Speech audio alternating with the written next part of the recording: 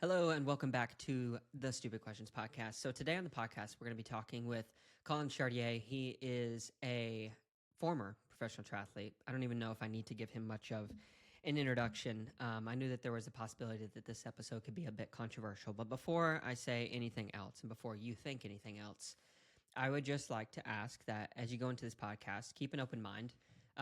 Collin is not defensive in any sort of a way. If anything, I would say that the spirit of which our conversation extended, was one of just true authenticity and honesty. Yeah, got to get to know him like I do most of the guests, from background to moving into modern day and the things and lessons that he's learning. We actually have a ton in common, more than I even anticipated when reaching out to him just not that long ago. So thanks so much for Collin for being here. Make sure to check out the show notes for some of the books and things that we recommended, or excuse me, he recommended and quoted stuff from. And yeah, if you're interested in any of the stuff that he has going on, check out his Instagram. Thank you so much for being here. Check out the show notes for anything that has to do with the podcast. And without further ado, I want to introduce you to Collin Chartier. Testing on the echo side. You sound good? You sound good. Do I sound good? Yeah, perfect. Okay, cool. All right, here we go. Hey, Collin, thanks so much for dealing with the technical difficulties. First of all, how you doing? Yeah, no, good. I'm doing good. Thanks for having me on. Yeah, for sure, man. Where are you at right now? Right, I'm in San Diego on a little road trip. Nice. You've been doing a Um, lot of traveling. yeah. I miss traveling actually. But Yeah. are we on or are we just chatting? We're on. We're chatting and we're Okay. on. So anything you can Okay. say will be used against you in a court of law. Yeah. Okay. Awesome. Um, yeah, I as an athlete I traveled a lot. I was a nomad for sure. I had like a home base. I was at usually like 3 to 4 months a year in Colorado. But other than that, just traveling nomadically, Girona, Ecuador, Colombia, Asia. It was just every few months I was in a new place. Yeah. By Yeah. choice? I said it was by choice, but then it was a lot of like financial pressures. Like I couldn't afford to live in one place and like actually rent a place Mm. and then still travel to everywhere I need to go. Yeah. Right on. So I felt Cool. all that financial pressure the whole time. Yeah. And then after 8 years of doing that, like that's just the only way I knew how to live, Mm. Very nomadic. and very nomadic. And then after, I guess it's benefit for doping, like I was ultra nomadic every day or two in a new place on a bike packing trip. And I Yeah. was talking to this therapist on betterhelp.com. I started to like figure out, just trying anything and everything. And she was like, you grew up military family. My dad was Navy. We moved every 2 to 3 years. And then I went to, triathlon. I was moving every 2, 3, 4 months. Mm. Now I'm moving every day. She's like, you can't run any faster away from whatever you're running Love from. it. Yeah. I was like, oof, that hit home. Yeah. I'm going to make a very quick note because I want to come back to that. What are you running from? But I want to go back, like, get some of the prior context, just totally not scripted. Where are you from? You see, even that question, I don't even know. I was Like, born in where were you born? California. Okay. Yeah, spent 2 years there, and then I was in Spain for 3 years. Then moved to Washington State, moved to Nevada, moved to Virginia. I was in Virginia for a total of 12 years. So it was the longest I like grew up in school. But every 2, 3 years, it was like, "Are we going to move? I don't know." Wow. So it was only 2, 3 years at a time Yeah. where we're like, "Oh, we're going to be here." What was responsible for the moves? Was it parent related, job, or what was the situation? Yeah, my dad was in the Navy, so they get stationed every 2 to 3 years. Yeah. We just happened to get stationed in Virginia, DC area 3 times in a row. Yeah. Wow. Yeah. What if you were to go back and have the ability to kind of change that, being less of like a traveling person to more of like a stable, maybe one or two moves over the course of 12 years, would you change that now? It's kind of a hard question to ask because, you can't change anything. Right. I am right now who I am because of all of what I've went through. Um, so no, I don't know. I mean, I've learned a lot. I've grown through traveling and moving and having that skill set, right, to pick up and move and get involved in communities and meet people is actually an amazing thing to have is getting to know people from all over the world and all over the US. Mm, That's why I love traveling now is because I get to go see those friends again. yeah. Yeah. Hmm. So let me ask you this question then. I don't know if you want kids or not, but if you did want kids and you wanted to start a family, would you, do you think that you would create an environment where there was less travel or more travel or a balance? What do you think? I mean, if I were to have kids, I'd probably say travel. Yeah. Getting exposed to different cultures and different ways of thinking, ways of life like that. Mm. As you know, in the sport or as American, like we are grown up in a certain way and in our schools. And then when you go out to the world and to the real big world, you're like, oh, there's, billions of people out there and they all think very differently and have Mm. grown up very differently. And oftentimes we like think the way we grew up was the best way. Right. So even when we talk about kids, it's like, oh, because I did it, it's probably the best thing Yeah. for a kid. Well, no, maybe not. Yeah. Yeah, Yeah. it's a fascinating conversation because yeah, everybody is, it's similar to the kind of the AI conversation, only AI doesn't have a soul, I don't think. But with everything in our lives, it's whatever we do in the future is somehow influenced by things we've done in the past or an experience we've had or the nature, the nurture. There's other stuff that I think that are finer details that we can't necessarily place on a nurture type of a, I don't know, scale. Yeah. But for you, like, yeah, I guess my question is, who is Colin? Like, what are you finding out about yourself that has enabled you to kind of cement in the ways of thinking? Because at some point, like, there's so many things that you could try to understand, but it's like very difficult because the world is so large. The more you know, the wider your horizon becomes, and the more overwhelming it can become. So, where are you at? Yeah. I mean, I wasn't even on that journey of kind of understanding or wanting to understand who I was until I, lost everything I had, right? My reputation, my identity. The big part is the identity. Yeah. And when that is gone, when everything I thought from being a kid, being wanting to be like, looking up to Michael Phelps and Lance Armstrong and like being like, I just want to be a professional, athlete Hmm. from an age of 8. Wow. And then I'm, 29 and it's gone. That leaves a huge hole of like, okay, well, who am I? Hmm.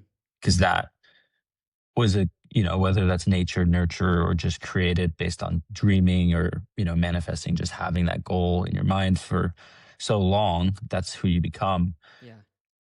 And that can be said for anything, right? Like if I wanted to be an artist or something like that, I could also put that energy in dreaming and taking the steps to do that. Yeah.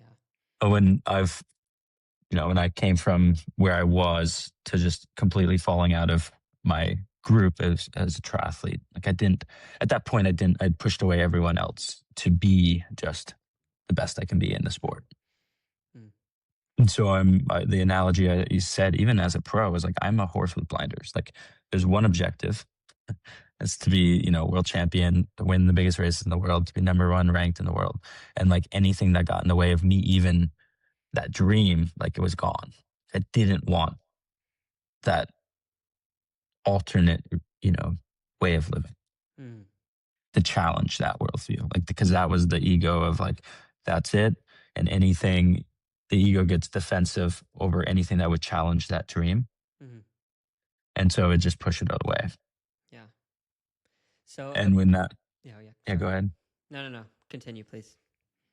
Um, when that happened, then it was like, okay, so why did I make these decisions to get me here? Because this is not who I wanted to be. Like, I never wanted to be like a suspended doper, taking drugs, cheating. Like, that was, I grew up actually in the church and I was even a youth pastor. Like, this is Oh, not really? my values. This is not who I want to be.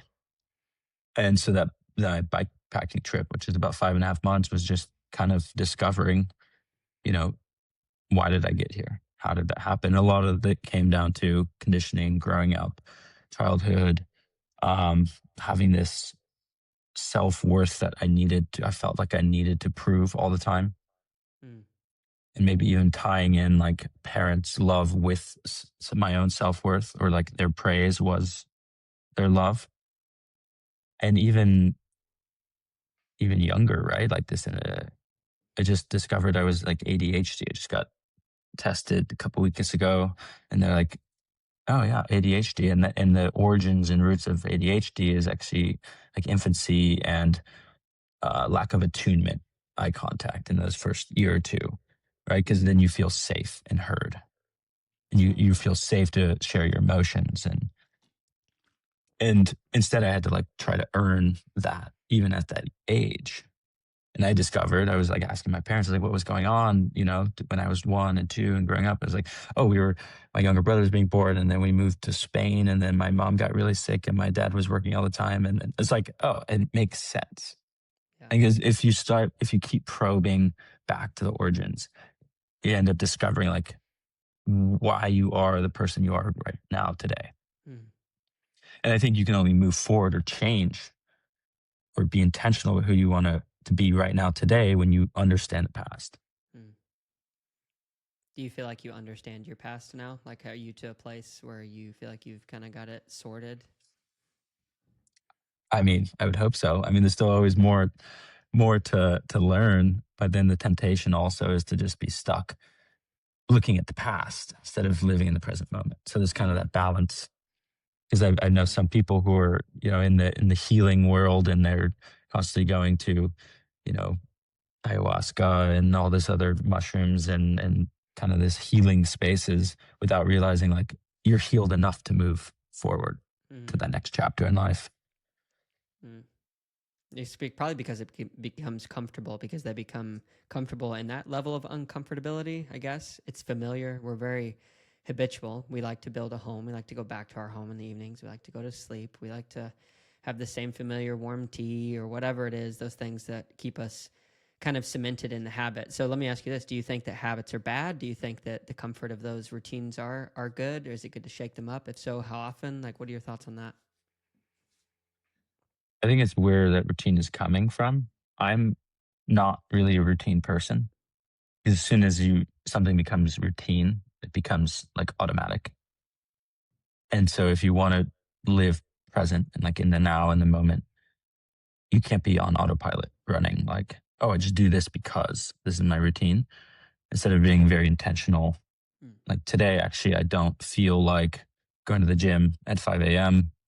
because I woke up, tired, or I'm not going to do that cold plunge today. Instead, I just do the sauna. Like being flexible and adaptable. And oftentimes, when you get a routine long enough and you don't do that, you don't do the journaling in the morning, you don't do reading, you don't do meditation, you don't do whatever that morning routine is, and then you feel guilty not doing it the rest of the day. Mm. And that is more destructive than just, you know, not doing it and then feeling fine about it. Yeah, it becomes a burden more than a blessing. Yeah. So you mentioned earlier, like that you were a youth pastor at one point. I'd be curious to know, like in your upbringing, you're moving around a lot. I guess you found some community in that sense of like church, religion, and what, in some sense. How did that first like enter to become a piece of who you are, where you felt like, oh, this is something I want to do, and then how does that overlap with the experience of being a triathlete? Because you told me, you moved into this professional space of, well, my ego said world championship is it. I want to win that thing. So everything else has to kind of pale in comparison. When did those start to switch? And then, sorry to ask so many questions, kind of one after another, but then like up to modern day, like, are Yeah. you still religious? Like, are you gone back to that? You have a lot of these world perspectives now. How has that changed your faith? And yeah. That's good. Um, I was in Virginia. So after high school, I was like, I want to make faith my own. So I went to another church with another buddy and just started volunteering while I was at college, because I went to Marymount University, which is also in Virginia. I was their first, like, I went there because they had the first varsity triathlon program in the US. So I actually had funding, and it was also happened to be really close to family.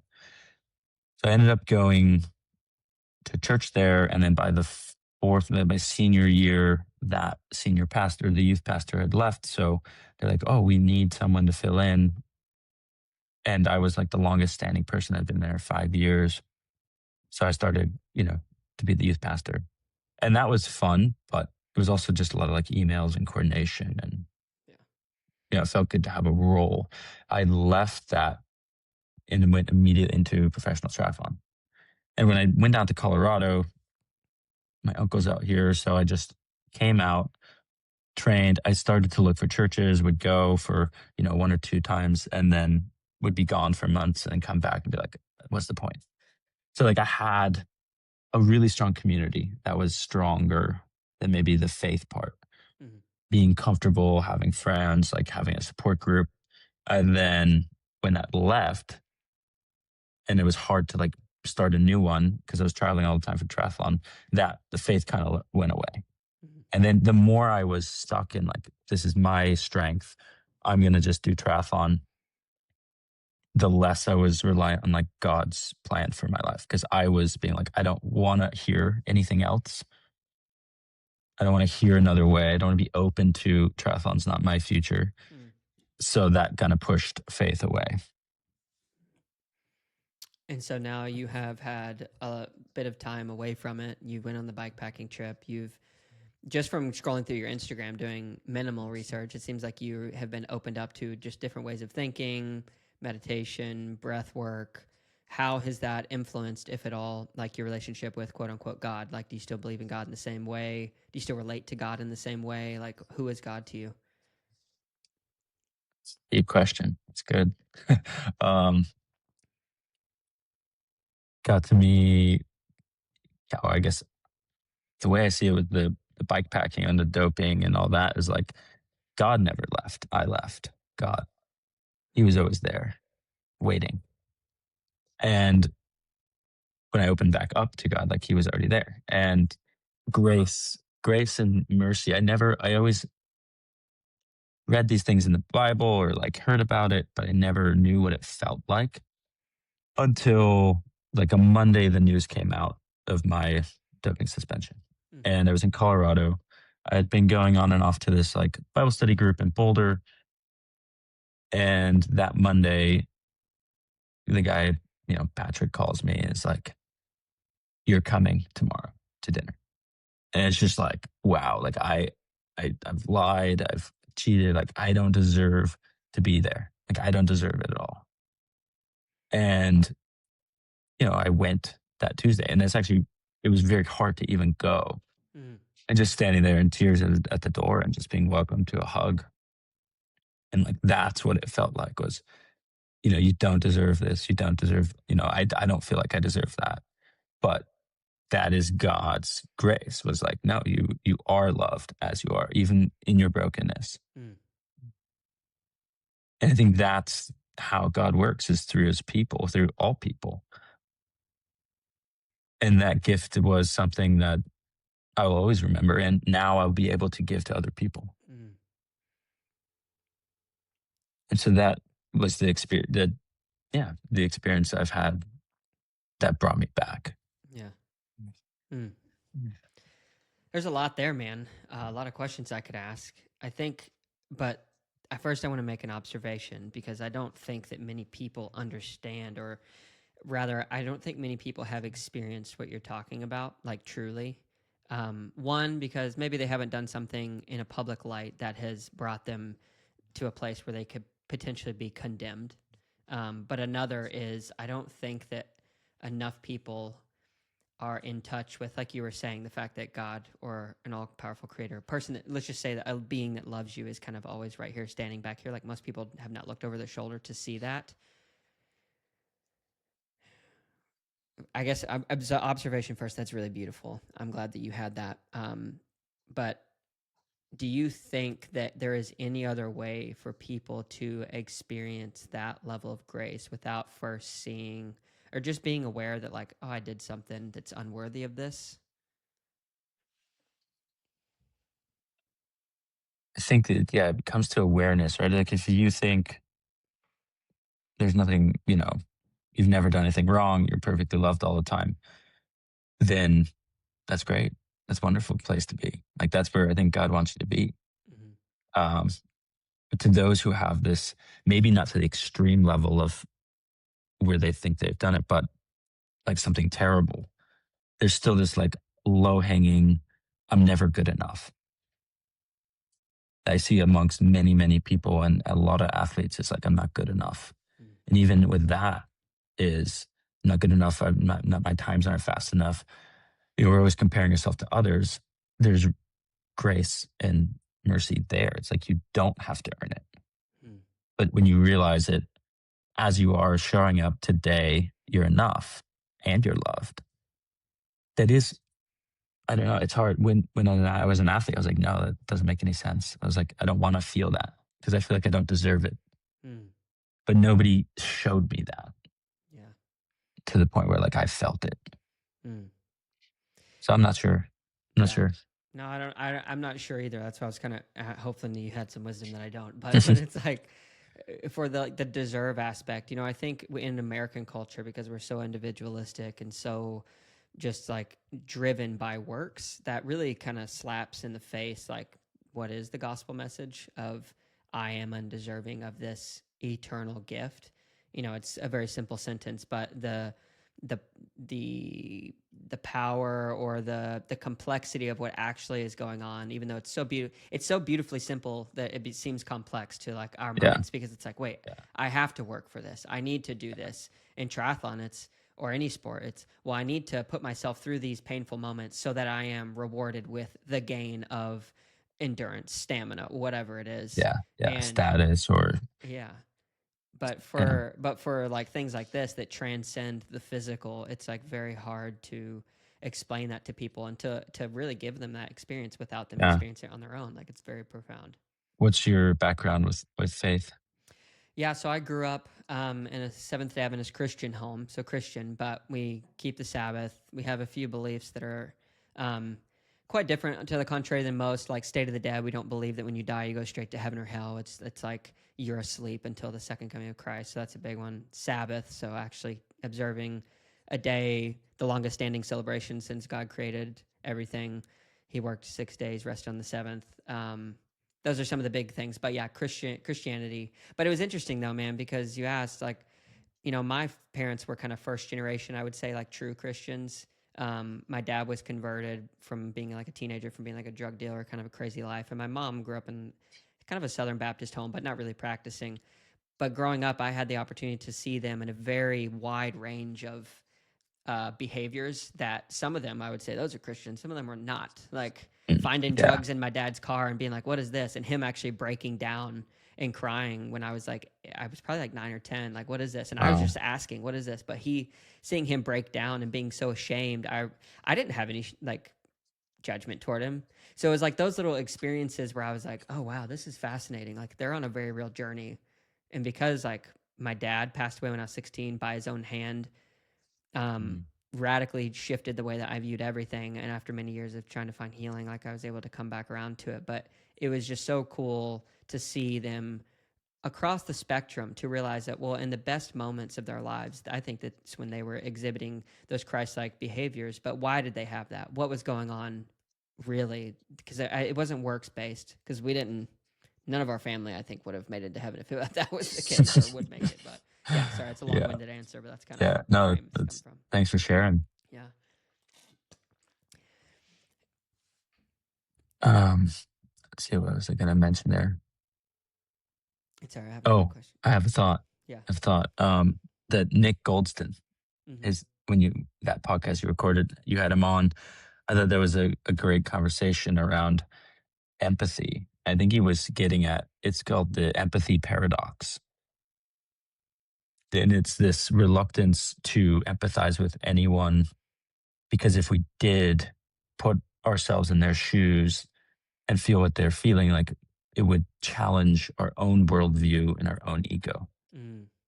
And so every time there's like that block where we struggle to empathize with someone, that's the paradox, is like, it's not that we struggle, it's that if we were to really do that, we'd feel our own insecurity being challenged from our worldview and our ego, right? Like if I empathize with if somebody's on this and like empathizing with me, they'd be like, "Oh, I don't support doping." Well, then, well, I don't support doping either. But like they would struggle to empathize with me because then it would challenge that worldview. Yeah. Yeah, empathy is such a huge thing. I've learned so much about it just from being married, honestly, because, like you're saying, I had a very specific way of how I thought relationships should be. And as a man of the house, this is how it should be. And then I realized pretty quick, like, well, this is only going to continue to hurt the one that I love and hurt me. And so, how do I find empathy? And yeah, it's so true. I don't think that it can happen without like a softening of the heart because, as even going from like to the bigger worldview perspective of what you're talking about, I'm familiar with like the genocide that happened in Rwanda, the Hutu versus the Tutsi. In order to be able to commit such an act, which we are all very close to actually committing, all it Hmm. takes is like a shutting down of that empathy channel. Because if you can dehumanize someone by just, well, they're wrong, and then, well, Yeah. they're stupid, well, I hate them. It's like we get this animistic mentality to that we're able to do such horrible things. Yeah. Yeah, but I did want to ask you a question, specifically around the doping thing, because you've mentioned that a few times. When that happened, as I was kind of preparing for this podcast, I viewed it. I tried to view it through the lens of like Mary. I think it's Mary Magdalene. Do you know that story? Like where she's thrown down on the ground in front of all of these like high-ranking priests and officials, and they're ready to stone her because she committed Hmm. all of these things. And Yeah. and Jesus comes Yeah. in Yeah. and starts writing their sins in the dirt, and then one by one they fall off. Yeah. I've seen now a few of these kind of doping quote unquote scandals pop up, and everyone's really quick to throw rocks, but no one has, and at least not, they haven't risen to the surface. The questions of, well, what was going on internally that made you feel like that was the only option? Because I think that sometimes people are just like, I want to win and that's it, and whatever, maybe they make that decision. But from reading your statement, from hearing some of your podcasts and your posts, like you've even mentioned it, like there was something deeper going on. So my first question, were there any people that showed themselves kind of like when you went to dinner, you're coming to dinner, how many people showed to be true friends and were actually reaching out to figure out what the deeper thing going on internally in your heart was?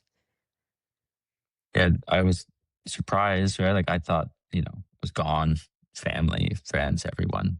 But people reached out and showed up and shared things that they had done that nobody knows. And like Mm, I said, one of my friends, he was in federal prison for 2 years for, an addict and dealing, and other people like who shared their stories that I was like, wow, like I didn't know that either. Thank you for sharing. And yeah. just being like, yeah, we're broken people and you're still loved and we care about you. And there's even so many people that reached out in messages, was like, you're gonna get through this, we're here for you. And so thank you to all those people that reached out. And my other friends were like, just don't read the negative comments, read the positive ones. Read the ones that people care about. Mm, And I like I could easily get stuck into this mental spiral if I just read all the things that people didn't like about me or anything that was negative. yeah, dude. And wherever attention goes, energy flows. Like if I that could have easily destroyed me. Mm. What is your attention on these days? Tension right now is on like how can I be of use to the world? How can I be of service? Like how can I use the gifts and talents and story I have to help anyone else who is struggling where I was with like low self-worth, but like it's having to achieve, and no matter what I achieved, it was never enough. Like I would, win the PTO or win a big race, and like immediately there was no celebration. It was like, oh, the next, like Kona's next. Like how can I help anyone else who's stuck in that trap and stuck in that cycle of, I see this in age groupers all the time. It's like, I just want to break 10 hours. I was like, why? What is it? What does it get you? Yeah, what does it get you? It's so arbitrary. It's so subjective that if I reach, 10-hour mark in Ironman, if I reach 9 hours, then I'll be happy, or then I'll feel like I belong. Then I'll be in this exclusive elite group. And it's just this constant ladder that you'll always go up. And even if you're at the top, now you have to defend yourself at the top. Mm-hmm. Yeah. And there's this fuel. And I worked with Well, one, I'm working with a business partner, Charlotte Bergen, who's a mental sports performance coach. And so we're working on a program, an online program to help athletes with this, combine breath work and mental sports performance, breaking down like, what is your fuel? And then before all this happened, I was after Kona. I started working with Dr. Jim Taylor, sports psychologist, really smart guy. And he just constantly asking me, like, what's your rocket fuel and what's toxic fuel? Mm. And this toxic fuel of comparison and earning your worth and continuing to try to like belong is toxic, right? And every time we compare ourselves, that's toxic fuel. Every time it's like a fear of success, because if we were to feel successful and happy and celebrate, then we'd like lose our motivation. Mm. And so, at least for me, and I see this with other people, is that was more the case. It's like I knew how to fear failure and like be fueled by not wanting to be a failure. But I didn't know how to be fueled by actually being like, oh, I am coming from a place of like celebration because I get to do this because my body is so capable. It's like that's the two types, like toxic fuel versus rocket fuel. Yeah.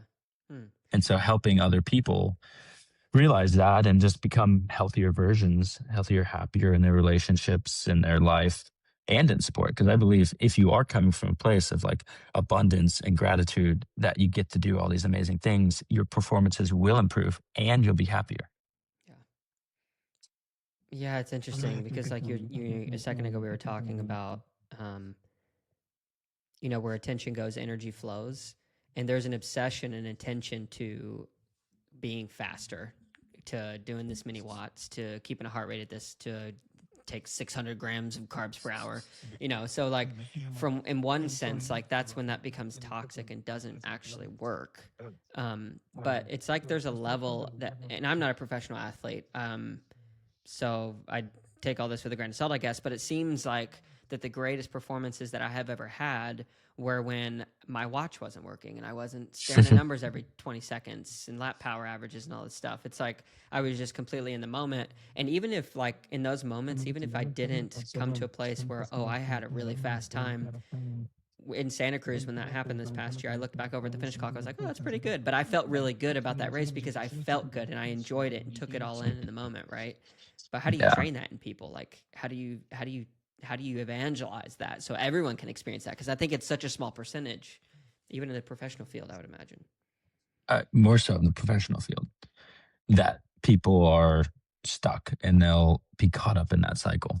And so the more we glorify athletes doing that, the more we'll set examples for anyone else coming up in the ranks or an age grouper to be like, oh, we need to be all in and commit everything and sacrifice everything to achieve these times. Yeah. And so the more we're inspired by these incredible feats of time, they are insanely fast, but what it takes to get there, we're also celebrating.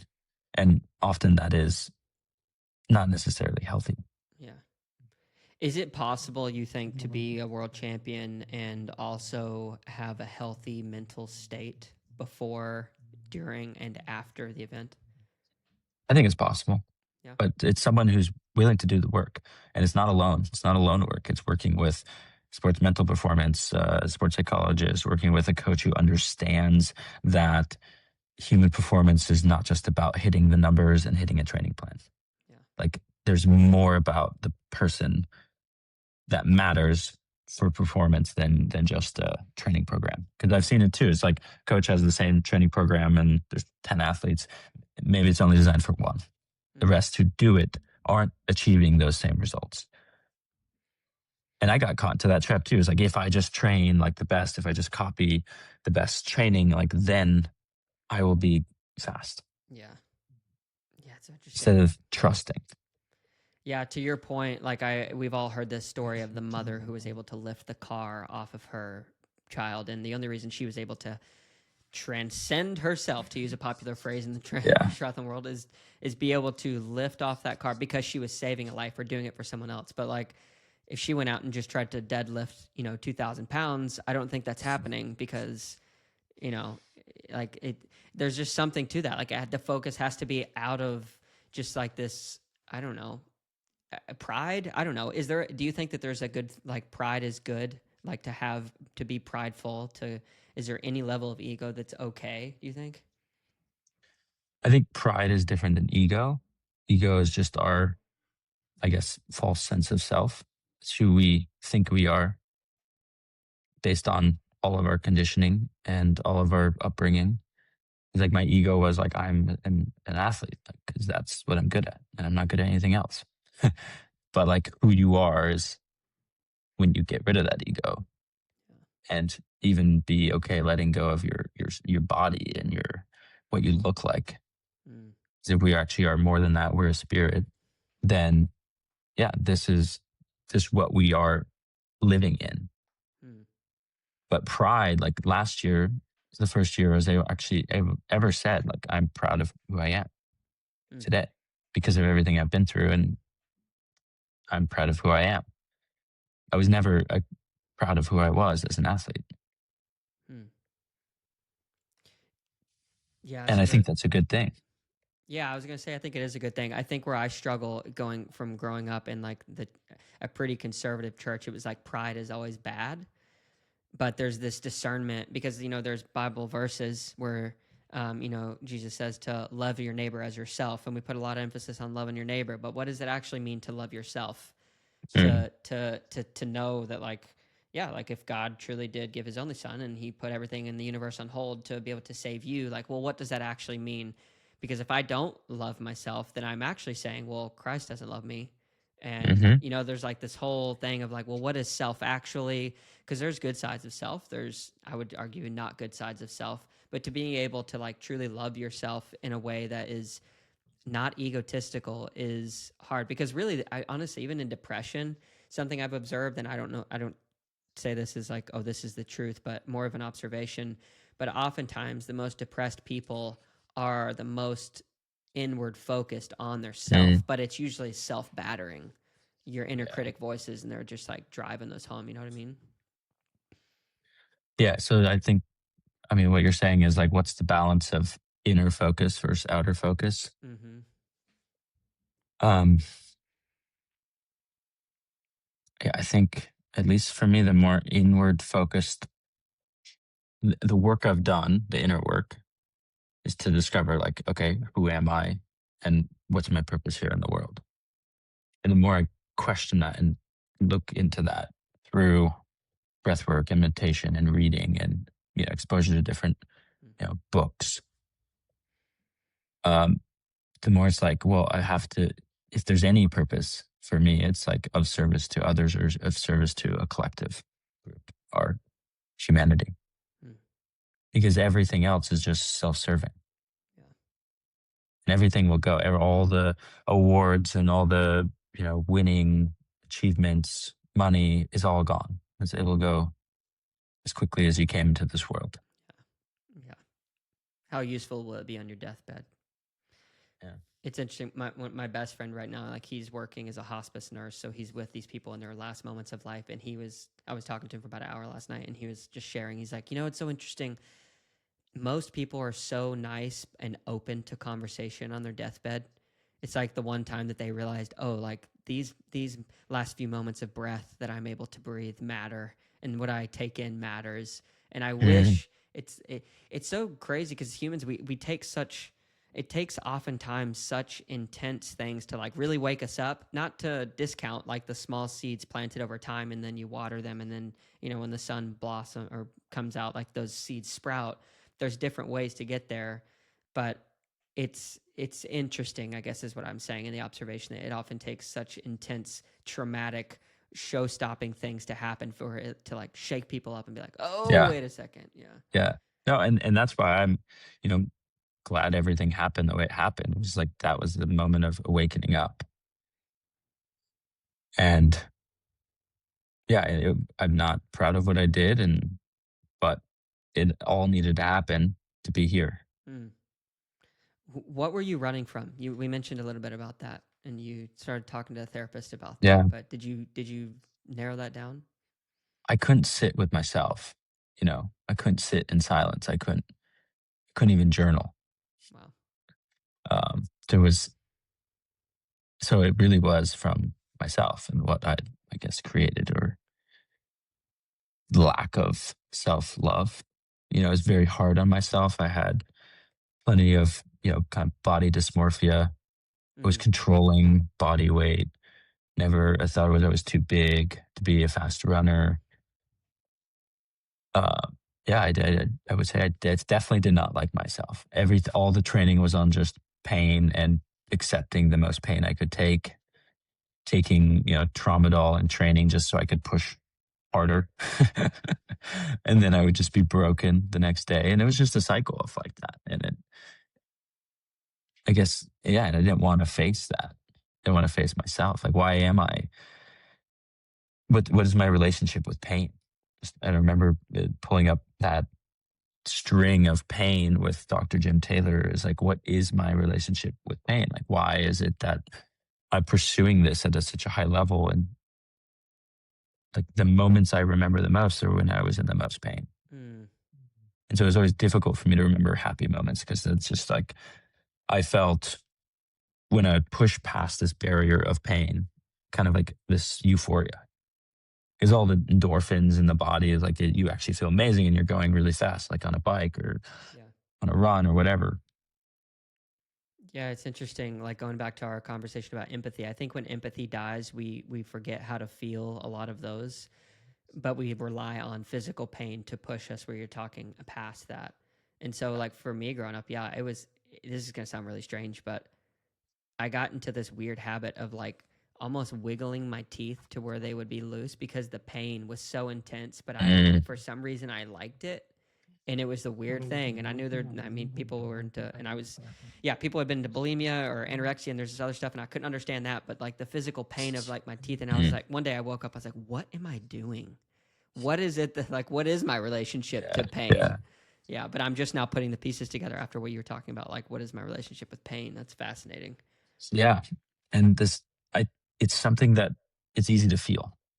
Mm-hmm. And I didn't have a vocabulary at all to know what I was actually feeling, like a dissociation with emotions, and almost like a body dissociation because I wasn't in my body, I wasn't feeling it, other than just pain, and I didn't know even how to process sadness or loneliness or love. I didn't know what those were. Like there wasn't a vocabulary. I didn't know how to feel it. And so that was part of the work going through that bike trip. And even breath work was the missing key for me. In Nicaragua on the bikepacking trip, I went to a 3 day breathwork course, or day two, like there was a 3 hour session where I was just laying down, sweating buckets. Like there was just pools of sweat and I was just breathing and I was crying and Wow. things came up like emotions, childhood memories were just vivid. I was reliving them. Mm-hmm. And afterwards, I just felt so incredibly light and I could just feel, I felt completely changed. Mm-hmm. And I didn't understand any of it at all. I was very much like science driven. And I'm like, you're in this hippie place in Nicaragua. Mm-hmm. And it was a really life changing experience. And that's what led me to now be a breathwork coach and facilitator. I understand the science, I understand what's going on. And when you're doing that, you're disturbing the nervous system because your CO2 levels drop. So your body gets in a state of alkalosis and it disturbs your homeostasis. And it can start to create a lot of feelings and almost like a psychedelic experience. Yeah. But it was all through breath work. There was no like psychedelic mushrooms involved for that one. None, all Yeah. breath work. And it allowed me, like now that I'm connected with the breath, it allows me to feel and be connected with my body. I can be Interesting. like, oh, I'm feeling a lot more. Yeah. That's so fascinating because, like, on the topic of breath work and then the psychedelic kind of mushrooms, I feel like they get you to a similar place. But I think that there's this third way to also get there, but it's through, I don't know if I want to use the word mindfulness and meditation, but like re- self reflection to a place where you like almost force yourself to remember and like audibly speak the things that you have been through that were tough.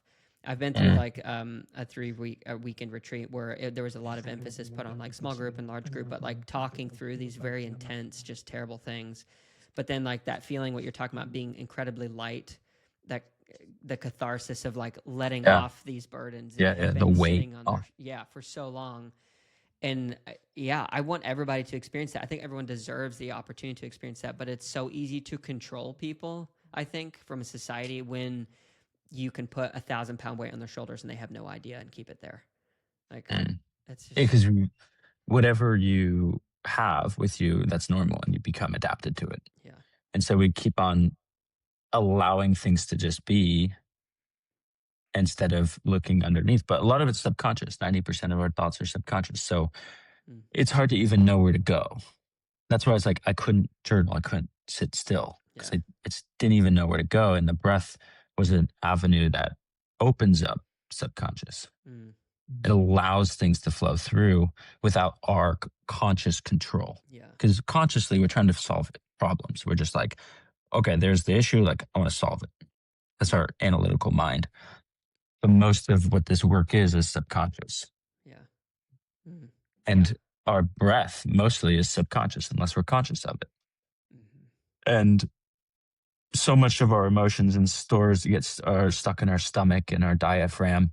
And so just releasing that, I had Charlotte Bergen, business partner, release the diaphragm, and it just completely opened up, and my bowels changed for the better and starting to improve Yeah. because we have tension, and whatever we can't express gets kind of caught in our fascia and Yeah. starts to Nice. tighten up, and it starts to bring us forward. All right, our rib cage gets stuck down, and then some of the athletes' rib cage gets stuck up, Mm, or maybe one's to the side. I had a left rib cage always flared as an athlete. Now it's completely straight. But like our fascinating. body keeps the score. That's that book. It's an Yeah. amazing book. The body keeps the score. And I truly believe it. Like in our fascia, in our nervous system, in our muscles, we are storing a lot of stuck emotions and trauma it's subconscious. Mm, And so somatic body work is something that's been really cool to to learn more about. yeah. No, it's super fascinating because like I've heard of like crazy one-off stories where people have gotten even like organ transplants and somehow they like it's seemingly obtain a memory from a past person. So and, you know, we're always kind of referencing to our heart. Well, thinking we're the heart, we're like, well, it doesn't really have a brain. But science is starting to, I think, prove in different ways that like memories can be stored or things can be stored, like what you're saying, in other parts Yeah, of the in body our that DNA. yeah, Yeah. literally. And then that gets passed on to our kids. That's a whole nother thing. Epigenetics, how to turn those things on and off that you pass on to your kids. So my wife's pregnant right now, dude. And like, Oh, that's awesome. yeah, thank you. First kid? First kid. Yeah. So Exciting. yeah, it is exciting. I'm so pumped. It's a little girl.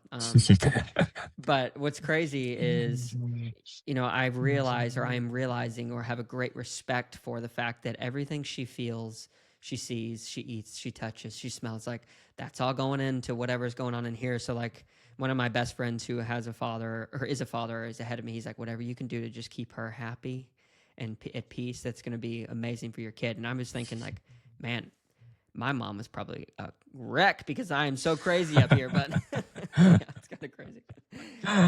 Much respect to my mom, but yeah, it's crazy that level of science and understanding.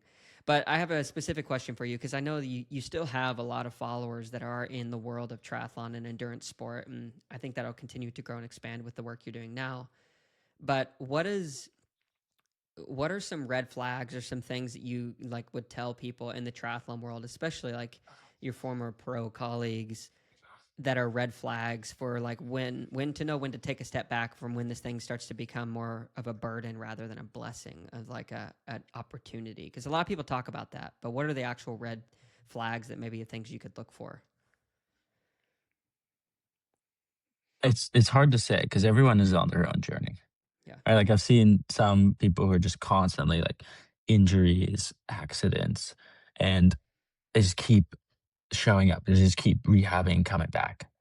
And that's a worthy journey. Like building that resilience to be like, no, like my injuries and accidents will not define me. I will continue to push what I can and always come back. That's this awesome mental resiliency. At the same time, if you look at another person to be like, you're always getting injured and you're always in accidents, maybe this is a sign to do something else or to take a step back or to reevaluate. And I Mm, think that's up for the individual just to have that awareness. Okay, so like I got, sick before an Ironman or, a car hit me or was in a bike accident. Maybe that's a wake up call to be like, okay, I'm going to just take a step back. What is life trying to show me right now? Mm. Is it need to slow down? Do I need to put my energy somewhere else? Is it maybe it's in a relationship? Maybe it's a career change. But having that awareness, it doesn't mean you have to give up your dreams and just completely leave the sport, but having that moment of pausing, saying, okay, what am I here to learn? Because I believe everything that happens in your life, whether we perceive it as negative or positive, is for your benefit and is for my benefit. And it's up to us to be like, what is this teaching me? How can I learn from this? Mm. That's a challenging thing to accept because I'm trying to think of all the different examples of things good or for ill that could be used. I mean, yes, like I think that your choice and how you approach those, like even to go to that very specific Bible verse, all things work together for those who love God. Like, I think that there is a level of truth to that, but it's not something that I just openly want to accept, right? Because if I get shot in the arm, or my father commits suicide, or my daughter dies before I get to meet her, like whatever, like those things would be so hard to. If you were to just look at me in the eyes, and tell me that, and in the moment, like it's so hard to accept. But I think that honestly, most of me believes that. It's just so hard to accept, but once you get over that hurdle, I feel like that's where like true healing and adaptation for the better comes. I don't know. Yeah. Yeah, I guess for me, I've been working on that trusting in life. I like it's even as an athlete, right? If you trust your training, if you trust that everything is happening in your life for a reason, for your best interest, we start to begin to not worry, not be in fear that is this the right thing? Am I going to be okay? Am I going to come back from this injury? That's if you trust, really trust from the core of your being, it opens you up to operating from a place of abundance Mm, and of love. And you're like, okay, I can overcome anything that comes at me because this is here for a reason. And I'm going to be open to it and accepting what's going to actually happen. mm. Yeah. Acceptance is huge. And the fear aspect. I have to pee really quick. I'll be right Okay. back. Thank you. Okay.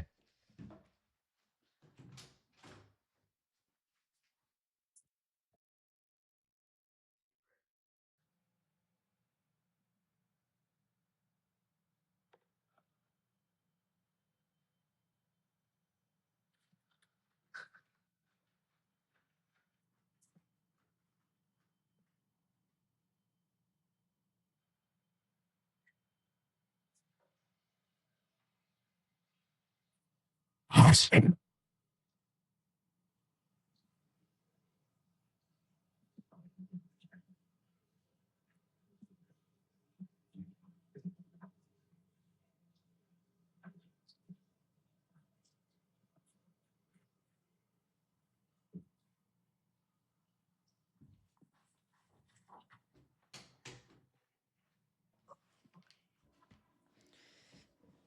All right.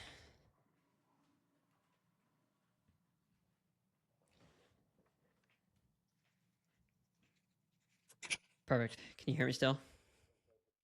Recording. Yeah. I think it's still going. Okay. Perfect. Um, cool. So thanks for bearing with me. I've been trying I to went suck to. down so much. Yeah, sucking down so much water, getting ready for the weekend Nice. and stuff.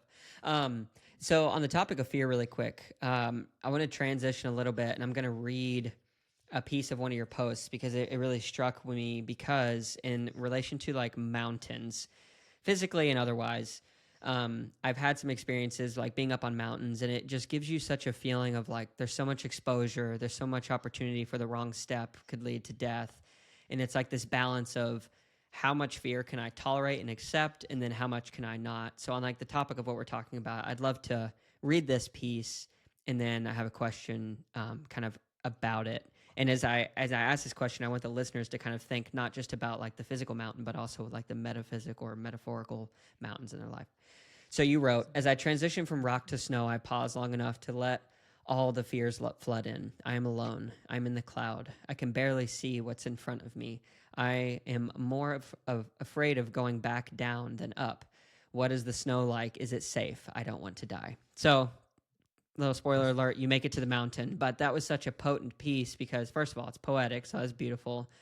But the mountains, like you went on the summit, what is it about mountains that demand such a respect and reverence? And how do you relate to fear in those moments of trying to figure out this journey ahead? Mm. Yeah, I've always been drawn to mountains.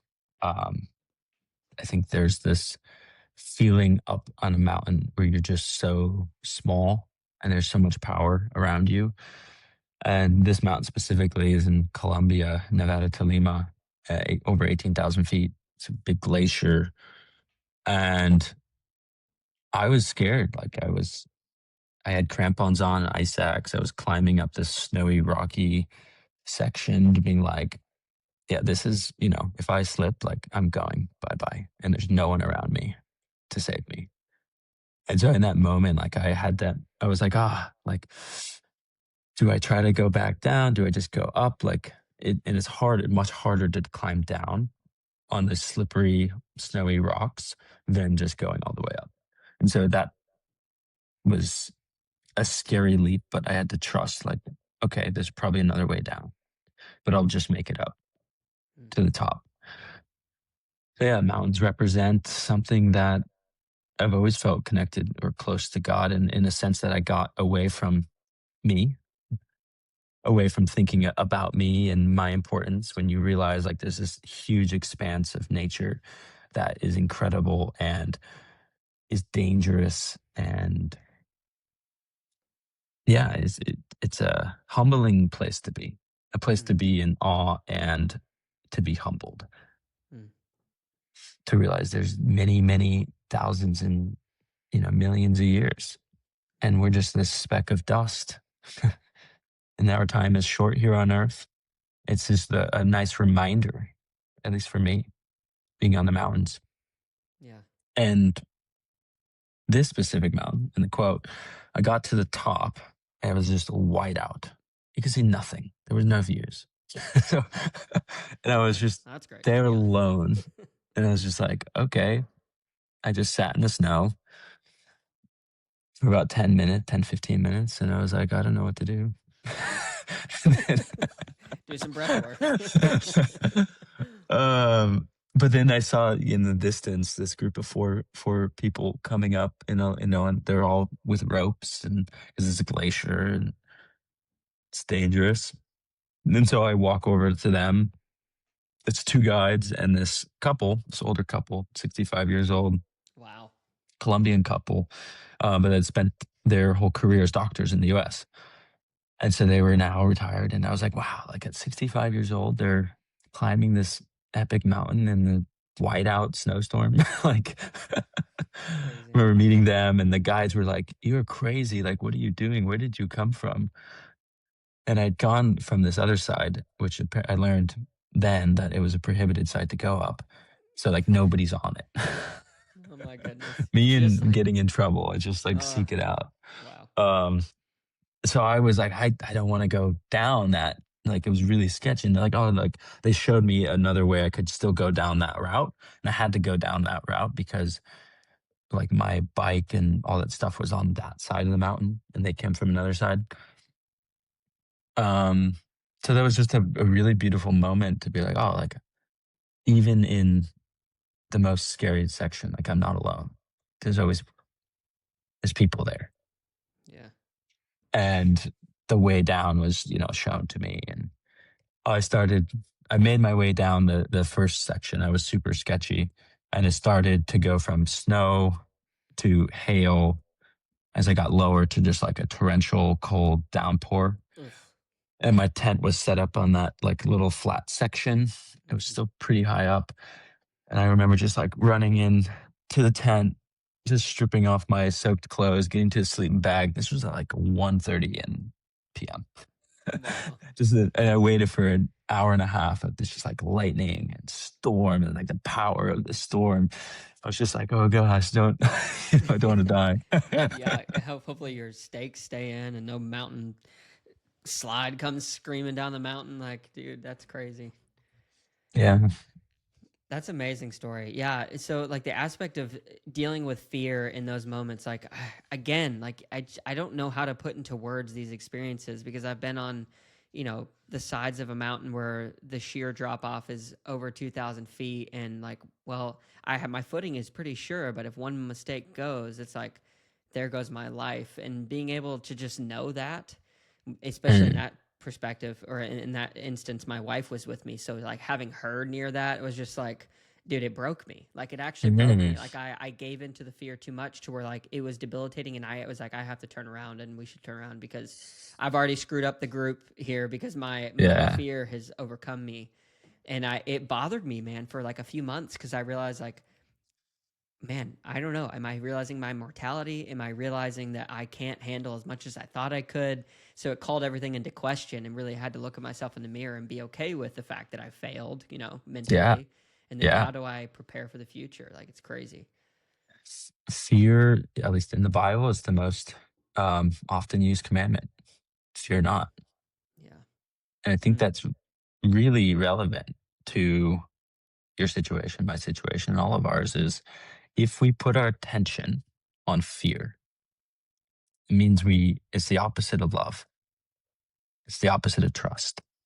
Hmm. Because, and then wherever our attention goes, energy flows. So you start to focus on fear, you will be paralyzed Hmm. because you'll have all the reasons why not to do it.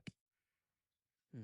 Whereas if you have 1,000 things to be fearful of, but there's just one thing to be hopeful of, and you put your attention there, that's where you're going to go.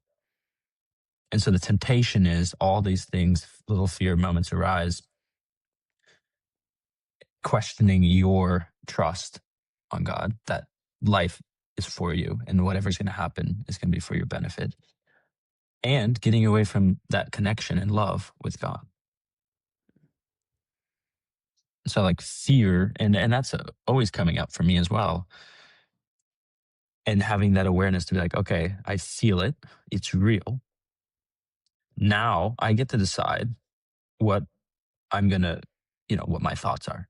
What are the thoughts that are going to be true? Hmm. And fear isn't real because fear is always a projection of the future. Hmm. And you can always come back to that moment. It's like, okay, I fear if I put one step here, my wife could fall off the cliff. But that's not the reality. The reality is you're standing right there and you're super safe. Yeah. And the next step, you start to focus on what the next step is Hmm. instead of the step 100 steps away or 1,000 steps away. That's going to have that distance from fear to the future. Hmm. There's a, the farther you go out, the more things you're going to be fearful of. You Yeah. start to bring that back down. You're like, okay, what's the next step? Can I take the next step?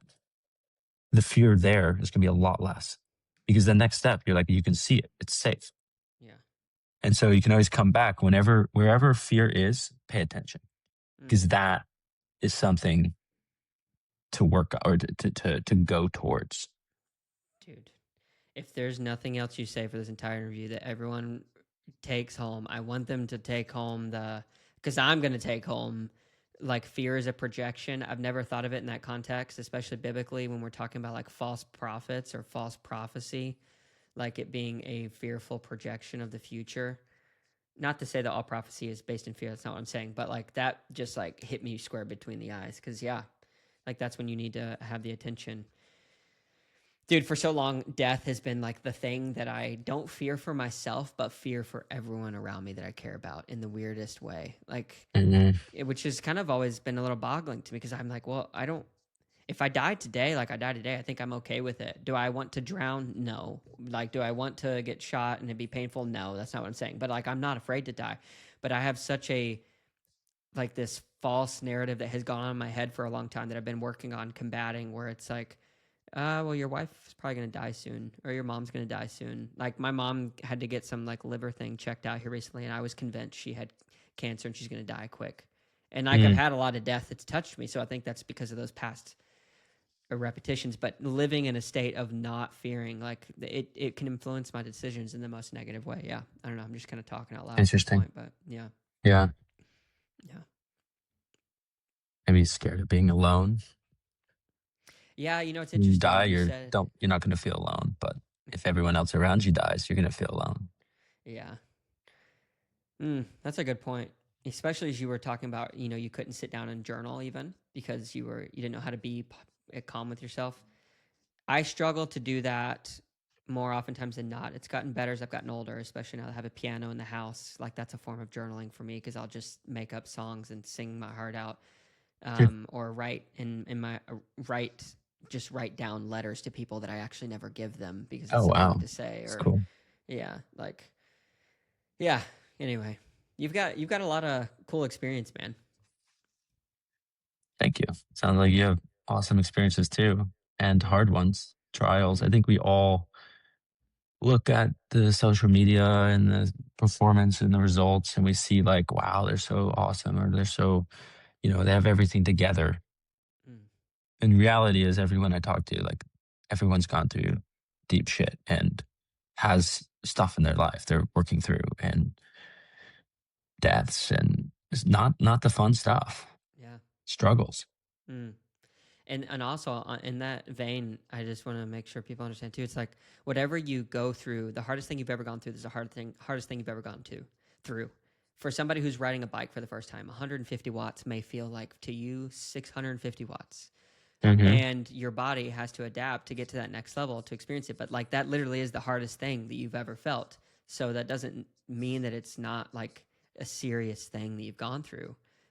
Because like likewise with the traumas that we go through in life, yeah, like the hardest thing you've gone through is the hardest thing you've gone through, and it's okay to accept that. And like comparison is the thief of joy. I would say comparison is also the thief of healing in many ways, Hmm. because a lot of people are like, well, my dad didn't die, or whatever. It does not Yeah. matter. Like you break your femur or you break your pinky, and that's all you ever break. Like that really hurts, you know? Yeah. Yeah. It's like the conversation of big T trauma versus little t Yeah, trauma. yeah, It's like we think trauma is like this major thing. yeah. And I never thought that I was totally fine. I grew up in a loving household. But like when I started to look, like there was a lot of little t traumas everywhere, that, trauma is just an event that is stored in the body or in the Mm, mind. Like that's all it is. And yeah. that event then shapes our subconscious beliefs and Mm, thoughts. And then those thoughts then create actions of how we live. mm, So just understanding the pathways of how we got to where we are today, you can go back and say, okay, what are the key things stored in my body and my mind that control my thoughts and my thinking, control my emotions, because then those emotions control my actions. mm-hmm. And we always try to solve things by like, oh, I would just change my actions, then everything else will change. That is one avenue for changing, right? Like you want to change your life, you want to lose weight, like commit to an action first, Mm, right? And then the mind will change. Start to embody a new person. Oh, I'm like yeah. feeling lighter. I'm feeling healthier, more energy. And then the other way to go through change is like you start to change in here, and in Mm, here are beliefs, subconscious beliefs or programming, start to analyze it. And then in return, our reality will change. Our actions will change yeah. because of coming from a different place. Yeah. I think as triathletes and athletes, we love to make change physically first, but there's a limit to that. you Mm, know, the difference between a 10-hour Ironman and a 9-hour Ironman, nothing's changing up here or in your heart, in your mind or your heart. mm-hmm. Yeah. That's a powerful lesson. Where did you learn that? Like beliefs, I think it was beliefs lead to thoughts, thoughts to actions, actions to character. Where I think that's kind of Um, what you're saying. yeah, Joe Dispenza. I've found like his work, his influence. He's got some great books about like that power of our hearts and our minds, and that our hearts, like everything below our head, far more powerful than just our minds, because our minds are stuck in up here, prefrontal cortex, like the thinking analytical mind to try to understand the world. And we never will, because it's not coming from a place of like knowing and believing and love, which are all emotions and felt in the body. Mm. Yeah, I'll have to look him up and link some of that stuff because yeah, it's such an important lesson. Even go back to what we were saying: a 1,000 pound ingot of steel and a 1,000 pound bag of rice added slowly over time can be like equal the same weight measurements along those lines as well. Yeah, that's Yeah. crazy. Well, dude, I know you got to run here in a minute. So I just want to ask you, I guess, one kind of final question. What are you most excited for in the future as you continue on this journey of like just I guess figuring out how to help more people, share these stories and learning? Like what is something that's kind of taken up the most mental bandwidth in a positive way for you right now? Yeah, I'm most excited about, let's see. I'm most excited about coming back into working with athletes or the sporting world in a way that can actually bring positive change. And maybe that's just a way that I want to redeem my story, but then I constantly battle like how much of it is me wanting to redeem my mistakes Hmm. versus how much of this is me stepping back and saying, God's will be done, not my own. But then allowing my story to be used and my story to be shared. Hmm. So that's my constant back and forth is I don't want to fall back into I have to achieve, I have to perform, and really embodying a place of like completeness and wholeness and celebration of like, okay, I get to do this and I get to be an influence for change, positive change in other people's lives. Do you feel like that's what it's God's calling you to do? Yeah, I've last or this year I decided to go from real estate, which I was all in last year, give me some financial stability, job security a little bit because you're still like running around. You don't know when the next paycheck is. So Yeah. pretty similar to being an athlete to feeling called to push more into breathwork and coaching and wellness in this space and speaking with athletes and working with them because of the actual meaningful change I get to help people go through. Hmm. Whereas like you help someone buy a house, great, that's awesome. On to the next, like you're there for a small part of their journey. Yeah. And it was after I hosted my first breathwork retreat. It was last spring. It was amazing. I just didn't know what it was going to work out. It was kind of that leap of faith. I was in this season of fear.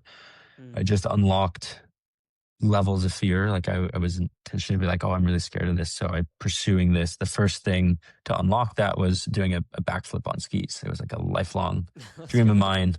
And I was like, March, end of the season, I was like, this is it.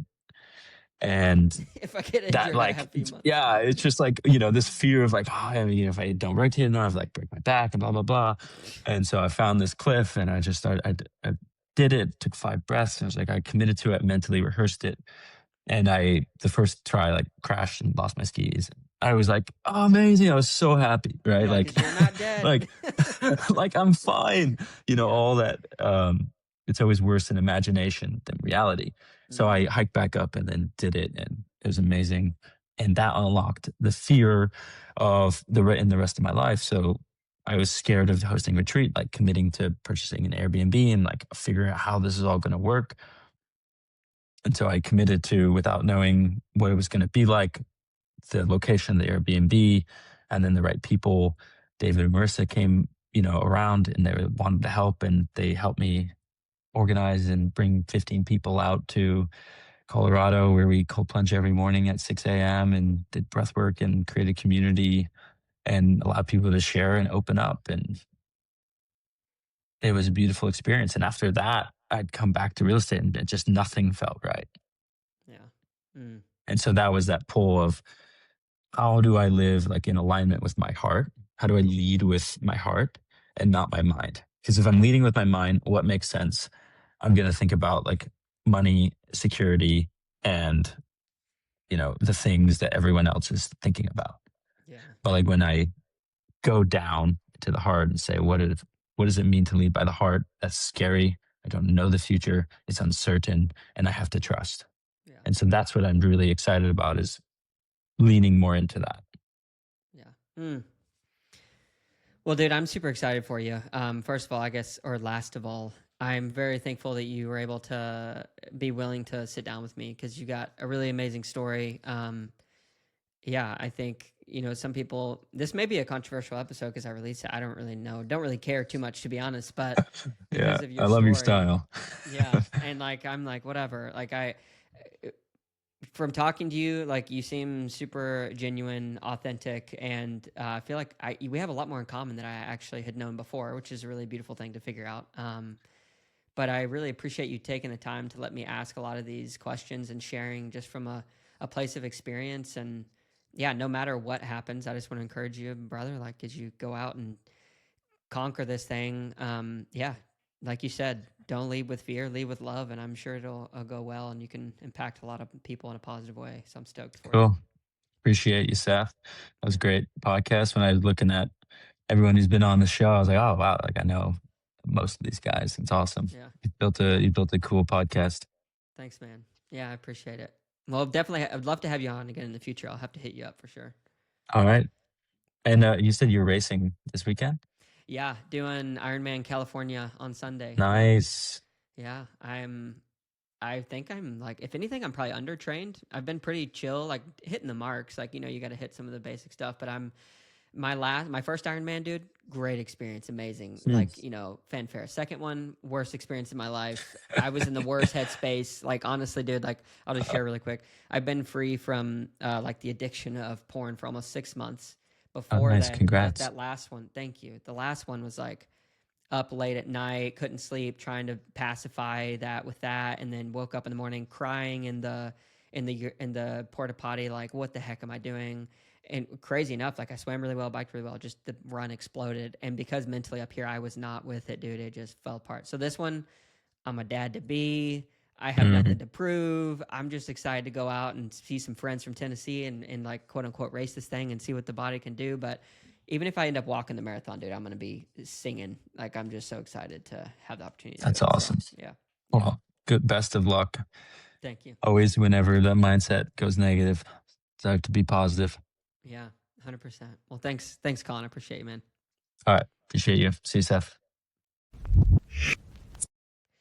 Thank you, Colin, for coming on the podcast. I really enjoyed that conversation.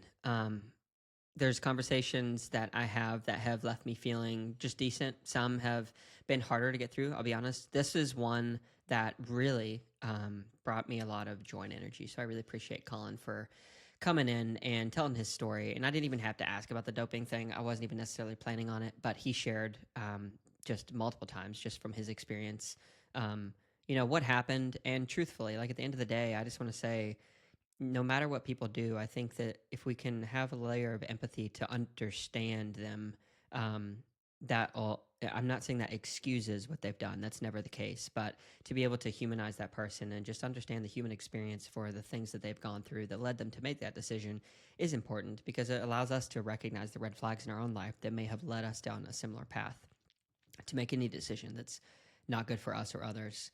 Um, yeah, even to downright cheating. So great conversation. Really appreciated him just sharing from the place that he did. And so many of the concepts and things that we touched on were things that I hold dear to my heart, especially the one with, beliefs become thoughts, thoughts become character, excuse me, beliefs become thoughts, thoughts become actions, actions become character. And if you ever want to build a great kid someday, it's those key elements, I think, that need to be understood, because that's how we pass on our genes and our love and our compassion and our character to a future little someone. Yeah, that. And also, last thing to remember: 1,000 pounds of iron is the same as 1,000 pounds of grains of rice added one by one. So whether you've gone through a big T or a little T level of trauma, just want to say, it all hurts, and we can all heal together. All right. Thank you guys so much for jumping in on this episode, and I'll see you in the next one. Peace.